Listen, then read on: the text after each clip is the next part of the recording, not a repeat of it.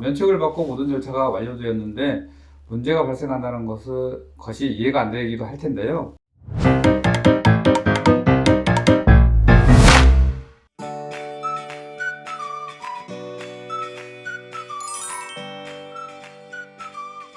안녕하세요. 항상 여러분만을 생각하는 여러분 말하기 100% TV 배생의 공변입니다.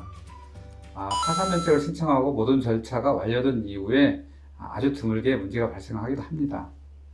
면책을 받고 모든 절차가 완료되었는데 문제가 발생한다는 것이 이해가 안 되기도 할 텐데요. 가끔 그럴 수도 있기 때문에 제가 지금 말씀드리는 이 내용을 잘 알아두셔야 나중에 불이익을 받는 경우가 없을 것입니다. 자, 그러면 어떤 경우에 문제가 발생하는지 자세히 알아보도록 하겠습니다. 어떤 서류를 준비하는지 잘 알려주기 때문에 금방 준비하겠다고 싶겠지만 막상 서류를 준비하려고 이리저리 움직여야 하는 것도 많다 보니 복잡하고 어렵게 느껴지는 것이 파산면책 준비입니다. 어렵게 서류를 준비해 파산면책을 신청하고 일정한 절차를 거쳐 파산 선고 그리고 면책 심리를 하는데 면책 불허가 사유가 없다면 면책을 결정하게 됩니다. 면책 심리에서 하는 것이 채무자의 재산 및 소득, 각종 내용을 다시 한번 면밀하게 조사하게 되고 절차상 문제가 없다고 판단되면 면책 결정이 이루어지며 모든 절차가 완료되는 것이죠. 면책 결정이 되는 것은 채무자의 본인 명의로 할 수 있는 권리인 통장 사용, 회사 설립, 정상적인 직장 생활이 가능하다고 이전 영상에서도 여러 번 언급했습니다. 이렇게 보면 아무런 문제가 없어 보이는데 무엇이 문제일까요?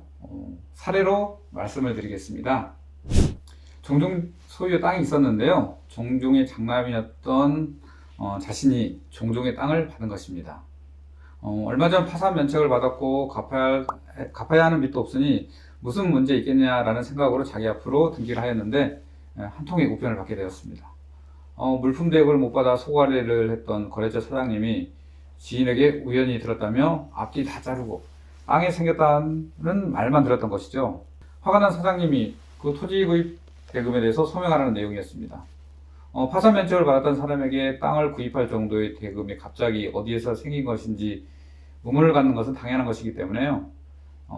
어떤 채권자든 그 부분에 대해서 합리적인 의심을 할 수 있고 이런 경우 소명을 요구할 수도 있습니다.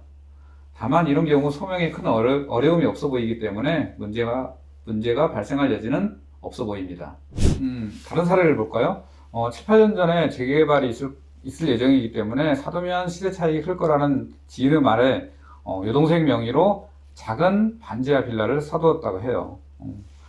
집을 살 당시에는 고작 한 3천만 원 정도였고 월세 보증금 2천만 원을 포함해 소액 투자를 했던 터라 거의 잊고 살았는데 코로나로 인해 사업이 갑자기 기울기 시작하면서 빚도 늘어 도저히 버티기 어려운 상황이 오면서 안 되겠다 싶어 파산 면책을 신청했는데요.